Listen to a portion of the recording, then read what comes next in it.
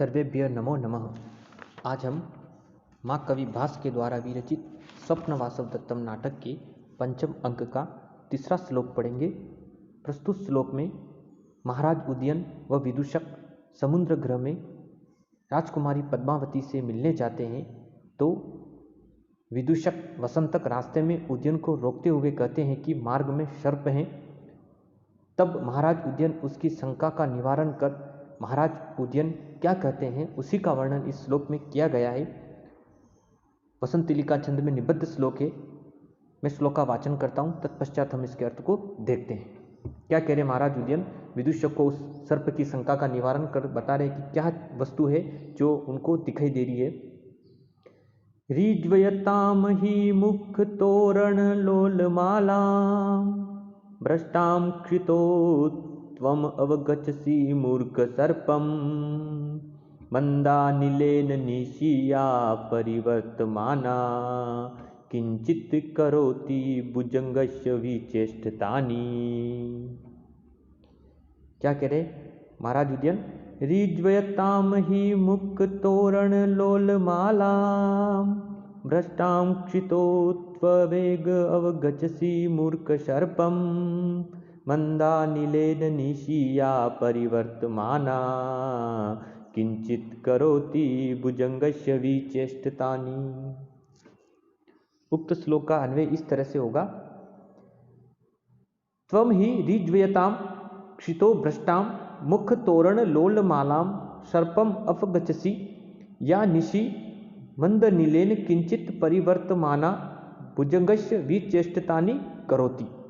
यानी जब महाराज उदयन और वसंतक विदूषक समुद्र गृह में पद्मावती से मिलने जाते, पद्मावती सिर वेदना से पीड़ित थे, तो रास्ते में विदूषक महाराज को रोकते हुए कहता है कि यह मार्ग में सर्प है, इसीलिए आप सावधान रहे। तो महाराज उदयन कहते हैं कि यह सर्प नहीं, ये क्या है, उसी का वर्णन इस श्लोक में करें कि त्वम ही, अरे वसंतक विदूषक त्वम यानी तुम, ऋज्वयताम, ऋज्वयताम शब्द का अर्थ होता है सीधा और लंबा, यानी सीधी और लंबी, क्षितो, क्षितो का अर्थ क्षितिज यानी पृथ्वी पर, भ्रष्टाम, भ्रष्टाम से भ्रष्टाचार बना, भ्रष्टाम का अर्थ घिरा हुआ यानी घिरी हुई, मुख तोरण लोल मालाम, मुख तोरण यानी मुख्य द्वार पर लटकी हुई माला को सर्पम यानी तुम सर्प यानी सांप, अवगच्छसि यानी समझ रहे हो, यानी यह जो तोरण माला है रात्रो यानी रात्रि में, मंद नीलेन, मंद नीलेन का अर्थ मंद मंद हवा से यानी धीरे धीरे हवा से, किंचित यानी कुछ, परिवर्तमाना यानी कुछ परिवर्तित होती हुई यानी भूमि पर लौटती हुई, भुजगस्य यानी भुजंग के समान यानी सर्प के समान, विचेष्टतानि यानी चेष्टाओं को करोति यानी कर रही है। कहने का तात्पर्य है कि तुम जिसको सर्प समझ रहे हो वस्तुतः वह तो क्या है, तोरण माला है जो क्या करे मुख्य द्वार पर लटकी हुई है और रात्रि में हवा के चलने से वह सर्प के समान से प्रतीत हो रही है। तुम्हें शंका हो रही है, यह तो सर्प नहीं अपितु एक तोरण माला है। पुनः एक बार अर्थ को देखिए कि त्वम ही यानी हे मित्र वसंतक विदूषक यानी तुम, ऋज्वयताम यानी सीधी और लंबी, क्षितो का अर्थ पृथ्वी पर, भ्रष्टाम यानी घिरी हुई, जिस मुख तोरण लोल मालाम यानी जिस मुख्य द्वार पर लटकी हुई माला को सर्पम यानी सांप, अवगच्छसि यानी समझ रहे हो, वह तो क्या है, यह जो तोरण माला है जो रात्रो यानी रात्रि में, मंद नीलेन यानी मंद नीलेन यानी मंद हवा से, धीरे धीरे हवा के चलने से, किंचित यानी कुछ, परिवर्तमाना यानी कुछ भूमि पर लौटती हुई, भुजंगस्य यानी सर्प की, विचेष्टता यानी चेष्टाओं को करोति यानी कर रही, यानी सर्प की चेष्टाओं के समान वह परिवर्तित हो रही है, इसीलिए तुम इसको सर्प मत समझो, यह तो मार्ग में लटकी हुई एक तोरण माला है। इस प्रकार प्रस्तुत पद्य में महाराज उदयन विदूषक की मूर्खता पर दृष्टि विक्षेप कर कहते हैं कि क्योंकि वह जो विदूषक है वह फूलों की माला को सर्प के समान समझ रहा है। नाटक में विदूषक का काम मनोरंजन करना होता है, तो यही काम यहाँ पर विदूषक वसंतक कर रहा है।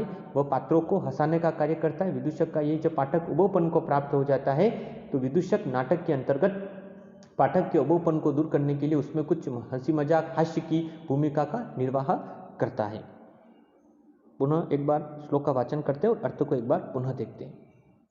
ऋज्वयताम ही मुख तोरण लोल मालाम भ्रष्टाम क्षितो त्व अवगच्छसि मूर्ख सर्पम मंदानिलेन निशिया परिवर्तमाना किंचित करोति भुजंगस्य विचेष्टतानि। यानी त्वम यानी तुम, ऋज्वेता यानी सीधी और लंबी, क्षितो यानी पृथ्वी पर, भ्रष्टाम यानी घिरी हुई, मुख्य तोरण माला यानी जिस मुख्य द्वार पर लटकी हुई माला को तुम सर्पम अवकचसी यानी सर्प समझ रहे हो, वह तो क्या है तोरण माला। या निशी यानी वह रात्रि में, मंद नीलेन यानी मंद हवा से, किंचित यानी कुछ, परिवर्तमाना यानी कुछ परिवर्तित होती हुई, भूमि पर लौटती हुई, भुजंगस्य यानी सर्प की भुजंग के समान, सर्प के समान विचेष्टता यानी चेष्टा को करोती यानी कर रही है। इसलिए तुम इसको सर्प न समझो, अपितु यह तो तोरण माला है, तुम्हारे दृष्टि भ्रम के कारण तुम इसको सर्प समझ रहे हो। इस तरह से महाराज उदयन उस विदूषक की शंका का निवारण करते हैं।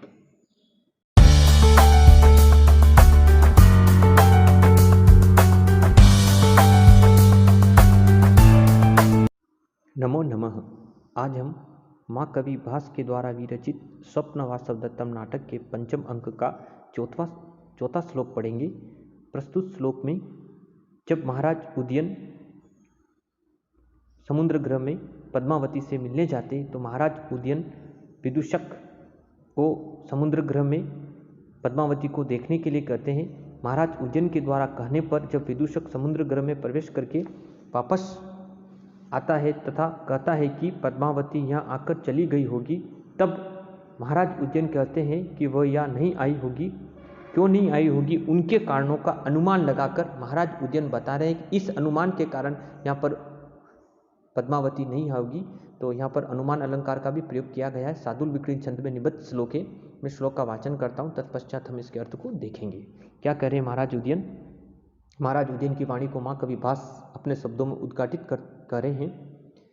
सय्यान अवनता तथा श्रितत क्षमा, न व्याकुल प्रच्छदा, न क्लिष्टम हि शिरो उपधानम मलम, शीर्षा अभिघात औषधे, रोगे दृष्टि विलोभनम जनयितुम, शोभान काचित कृता, प्राणी प्राप्य रुजा पुनरशयनम, शीघ्रम स्वयं न मुंचति। क्या कह रहे माँ कवि भास।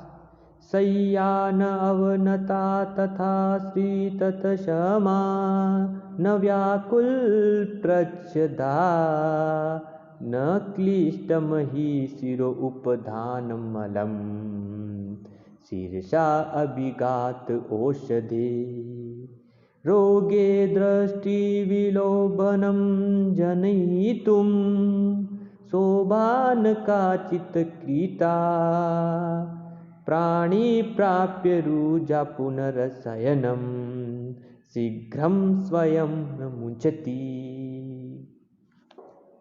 उक्त श्लोक का अन्वय इस तरह से होगा। ही सय्या तथा आश्रित क्षमा, अवनतान व्याकुल प्रच्छदान, अमलम शिरो उपधानम, शीर्षा अभिघात औषधे, क्लिष्टम न, रोगे दृष्टि विलोभनम जनयितुम, काचित शोभा न कृता, रुजा प्राणी शयनम प्राप्य पुनः शीघ्रम स्वयं न मुंचति। महाराज उदयन अनुमान अलंकार का प्रयोग कर विदूषक से बता रहे हैं कि किस तरह से अनुमान के द्वारा महाराज उदयन कर रहे हैं विदूषक वसंतक से कि यहाँ पर पद्मावती नहीं आई हुई है। उस कारण को बता रहे हैं कि ही यानी क्योंकि, सय्या यानी जो सय्या है, जो सेज है, तथा आश्रित क्षमा यानी जैसे कि तैसी है। यानी कहने का तात्पर्य यह है कि ही सय्या तथा आश्रित क्षमा अवनतान, यानी सय्या जो कि त्यों रखी हुई है, जिस तरह से सरलता को लिए हुए उसी तरह से सरलता से वह सय्या रखी हुई, उस पर कोई नहीं बैठा हुआ है। तथा व्याकुल प्रच्छदा, प्रच्छदा का अर्थ होता है चादर, यानी जो चादर है वह भी सिकुड़ी हुई नहीं है। कहने का तात्पर्य वह भी सही तरीके से बिछी हुई है। अमलम शिरो उपधानम, शिरो उपधानम यानी सिर का साधन यानी तकिया। अमलम यानी स्वच्छ, न मलम गंदा नहीं है ना। अमलम शिरो उपधानम यानी स्वच्छ तकिया। शीर्ष अभिघात औषधि, शीर्ष का अर्थ होता है सिर, है ना। अभिघात यानी सिर दर्द की दवाओं, औषधि का अर्थ दवाएं, यानी सिर दर्द की दवाओं से क्लिष्टा न यानी क्लिष्ट नहीं है, मेला भी नहीं है, और रोगे यानी रोग में दृष्टि विलोभन जनितुम, यानी रोग के कारण जब व्यक्ति की आंखों में दर्द होता है तो दृष्टि विलोभन यानी आंखों को लुभाने वाली काचित यानी कोई भी शोभा यानी सजावट न कृता यानी नहीं की गई है। और फिर पुनः यानी फिर प्राणी यानी रोगी, रुजा यानी रोग से, शयनम प्राप्य यानी जब प्राणी रोग से सेज को पाकर यानी बिस्तर पर जाने के बाद शीघ्रम यानी शीघ्र ही, जल्दी ही, स्वयं यानी अपने आप ही, शयनम न मुंचती यानी उसको शीघ्र ही नहीं छोड़ता, यानी एक बार अगर व्यक्ति रुग्ण हो जाता है, बीमार हो जाता है तो वो आसानी से उस शैया को नहीं छोड़ पाता। कहने का वो जल्दी जब तक स्वस्थ नहीं होता तब तक वो क्या करता है, विश्राम ही करता है। इसीलिए कहने का तात्पर्य है कि यहाँ पर पद्मावती नहीं आई हुई है, वह इस कारण से नहीं आई है क्योंकि यहाँ पर जो शैया है वह व्यवस्थित रूप से रखी हुई है, चादर भी सिकुड़ी हुई नहीं है तथा स्वच्छ तकिया भी सिर दर्द की मेलों से गंदा नहीं हो रहा, क्लिष्ट नहीं है। साथ ही में रोग में रोगी की आंखों को लुभाने वाली कोई सजावट भी नहीं की गई है। और जब एक बार अगर व्यक्ति रोगग्रस्त होकर बिस्तर पर चला जाता है तो वह शीघ्र ही उस बिस्तर को नहीं छोड़ता है। तो इससे प्रतीत होता है कि निश्चित रूप से यहाँ पर पद्मावती नहीं आई है। यही बात महाराज उदयन विदूषक को समझा रहे हैं। पुनः एक बार अर्थ को देखते हैं कि ही सैया, क्योंकि ये जो सैया है तथा आश्रित क्षमा अवनतान यानी सैया जो है वो ज्यों की त्यों रखी हुई है, सीधी है, व्याकुल प्रच्छदान और चादर भी कहीं से भी सिकुड़ी हुई नहीं है। अमलम शिरो उपधानम यानी सिर उपधानम यानी जो स्वच्छ तकिया है, न मलम यानी गंदा नहीं है, शीर्षा अभिघात औषधे क्लिष्टम यानी सिर दर्द की दवाओं से यह जो तकिया वह भी गंदा नहीं हुआ है। और रोगी दृष्टि विलोभन यानी रोग में रोगी की दृष्टि को लुभाने के लिए कोई सजावट जनितुम नहीं की गई है, काचित शोभा न कृता। रुजा प्राणी शयनम प्राप्य और शीघ्र ही अगर रोगी व्यक्ति एक बार अगर शयन को प्राप्त हो जाता है, बीमार हो जाता है तो पुनः शीघ्रम यानी वह शीघ्र ही स्वयं न मुंचित यानी उस शैया को नहीं छोड़ता है। तो इससे निश्चित रूप से प्रतीत होता है कि यहाँ पर पद्मावती नहीं आई होगी। इस तरह से महाराज उदयन अपनी बात अनुमान के द्वारा उस विदूषक को समझाने का प्रयास करते हैं। एक बार पुनः श्लोक का वाचन करते हैं और अर्थ को देखते हैं। शय्यान अवनता तथा शीत क्षमा न व्याकुल प्रच्छदा न क्लिष्टम ही शिरो उपधान मलम शीर्षा अभिघात औषधे रोगे दृष्टि विलोभनम जनयितुम शोभान काचित कृता प्राणी प्राप्य रुजा पुनरशयनम शीघ्रम स्वयं न मुंचती। ही सैया यानी जो सैया है तथा आश्रित क्षमा यानी जो सैया है वह ज्यों की त्यों रखी हुई है और व्याकुल प्रच्छदा न अवनता और जो चादर है वो भी सिकुड़ी हुई नहीं है, जैसी की तैसी बिछी हुई है। अमलम शिरो उपधानम न मलम यानी सिरोपदान यानी जो स्वच्छ तकिया है वह भी क्या हुआ है, शीर्षा अभिघात औषधि क्लिष्टम यानी सिर दर्द की दवाओं से मेला नहीं है। तथा रोग्य दृष्टि विलोभन जयतुम यानी रोग में रोगी की दृष्टि को लुभाने के लिए कोई भी काचित शोभा न कृता यानी कोई सजावट भी नहीं की गई है। और रुजा प्राणी शयनम प्राप्य और एक बार अगर रोगी व्यक्ति शयन को प्राप्त हो जाता है तो वह शीघ्र ही इसको नहीं छोड़ता है। तो इससे प्रतीत होता है कि यहाँ पर पद्मावती नहीं आई होगी। इस तरह से महाराज उदयन विदूषक को बताते हैं।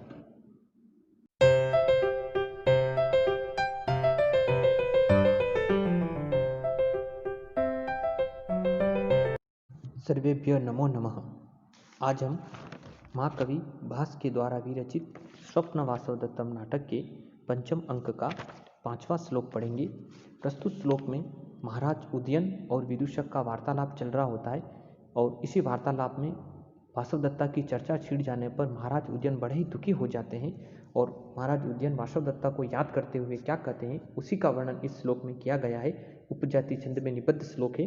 मैं श्लोक का वाचन करता हूँ, तत्पश्चात हम इसके अर्थ को देखेंगे। क्या करें महाराज उदयन। समरामय अवंतया अधिपते सुताया प्रस्थान काल सवजन श्रमंतया बाष्पं प्रवतं नयन अंतलगनम स्नेहात् मम एव उर्षि पातयन्ता।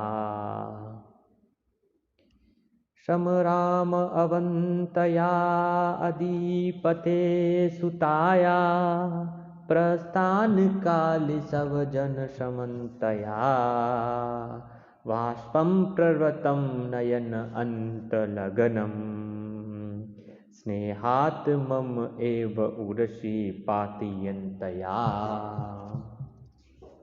उक्त श्लोक का अन्वय इस तरह से होगा। प्रस्थान काले स्वजनम श्रमन्तयाः स्नेहात् प्रवृत्तं नयन अंतलग्नं बाष्पं मम एव उर्षि पातयन्तया अवंत्या अधिपतेः सुताया श्रमरामि। महाराज उदयन विदूषक से कह रहे हैं कि प्रस्थान काले यानी प्रस्थान करते समय, यानी जब वासवदत्ता ने उज्जैनी से मेरे राज्य कौशाम्बी की ओर प्रस्थान किया था, उस समय वहाँ से प्रस्थान करते समय स्वजनम यानी अपने पारिवारिक जनों को, श्रमन्तयाः यानी अपने पारिवारिक जनों को याद करते हुए, और स्नेहात और स्नेहवश प्रवृत्तम नयन अंतलग्नम और स्नेहवश बहते हुए जो आंखों के जो आंसू है, उन आंसुओं को वास्तव मम एव उर्षि यानी उन आंसुओं को गिराती हुई, पातयंता है ना, उन आंसुओं को गिराती हुई, पातयंता गिराती हुई अवंती अधिपति यानी अवंती देश के अधिपति यानी महाराज प्रद्योत की वह पुत्री राजकुमारी वासवदत्ता, सुताया यानी पुत्री शमरामी, यानी आज मुझे याद आ रही है, आज मैं उसको याद कर रहा हूँ। क्या कह रहे महाराज उदयन कि प्रस्थान काले यानी गमन करते समय, प्रस्थान करते समय यानी उज्जैनी से कौशाम्बी के और प्रस्थान करते समय स्वजनम यानी अपने परिजन जनों को श्रमन्तया यानी याद करती हुई, और स्नेहात प्रवर्तम और स्नेह से प्रवृत्तम यानी स्नेहवश बहते हुए, नयन अंत लग्नम यानी अपने नयनों यानी अपने आंखों की कोर में लगे हुए, बाष्पम यानी आंसुओं को, मम एव उर्षि यानी मेरे ऊपर गिराती हुई, इन आंसुओं को गिराती हुई, पातयंती गिराती हुई, अवंती अधिपति यानी अवंती राजकुमारी सुताया है ना, अवंती राजकुमारी जो वासवदत्ता है, अवंती देश के अधिपति जो प्रद्योति उनकी जो पुत्री है वो राजकुमारी जो वासवदत्ता, श्रमरामी यानी उसको मैं याद कर रहा हूँ, आज वह मुझे याद आ रही है। इस तरह से माँ कवि भास ने इस श्लोक में उज्जैन की वासवदत्ता के प्रति विरह रूपी वेदना का चित्रण प्रस्तुत किया है। पुनः एक बार श्लोक का वाचन करते हैं और एक बार अर्थ को पुनः देखते हैं कि शमरामय अवंतया अधिपते सुताया प्रस्थान काल सब जन श्रमन्तया बाष्पं प्रवतम नयन अंतलगनम स्नेहात् मम एव उर्षि पातयन्तया। प्रस्थान काले यानी गमन करते समय, उज्जैनी से कौशाम्बी की ओर प्रस्थान करते समय स्वजनम यानी अपने पारिवारिक जनों को श्रमन्तया यानी याद करती हुई, और स्नेहात् प्रवर्तम नयन अंतलग्नम और स्नेहवश बहते हुए आंसुओं को, अपने कोर में लगे हुए आंसुओं को, मेरे वाष्पम यानी आंसुओं को, मम एव उर्षि यानी मेरे ऊपर गिराती हुई, अवंत या अधिपति यानी अवंती देश के जो अधिपति है प्रद्योत उनकी सुता यानी उनकी जो पुत्री है वासवदत्ता, श्रमरामी यानी उसको मैं आज याद कर रहा हूँ, वह बहुत याद आ रही है। इस तरह से महाराज उदयन अपनी विरह वेदना का इस श्लोक में उद्घाटित करते हैं।